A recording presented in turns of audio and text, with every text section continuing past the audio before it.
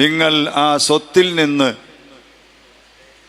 ജനങ്ങൾക്ക് ഈ പറഞ്ഞ പാവങ്ങൾക്ക് ക്ഷണിച്ചു വന്ന എത്തിമക്കളുണ്ടാകും, ക്ഷണിക്കാതെ വരുന്നവരുണ്ടാകും, സ്വത്തിൽ അവകാശമില്ലാത്ത പാവങ്ങളുണ്ടാകും, അടുത്ത കുടുംബങ്ങൾ, അവർക്കെല്ലാം ഭക്ഷണം കൊടുക്കണം, അവരോട് നല്ലത് പറയുകയും വേണം എന്ന് പഠിപ്പിക്കുമ്പോൾ പരിശുദ്ധ ഖുർആൻ ആഹ്വാനം ചെയ്ത ഒരു വലിയ സൽക്കർമ്മം തന്നെയാണ് മരണാനന്തര വീടുകളിൽ ഭക്ഷണം കൊടുക്കുക എന്നത്.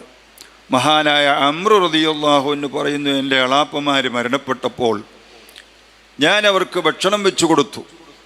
ഈ ആയത്തില്ലായിരുന്നുവെങ്കിൽ ഞാൻ എൻ്റെ പോക്കറ്റിൽ നിന്ന് പൈസ എടുത്ത് അതിനെ ചെലവഴിക്കുമായിരുന്നു.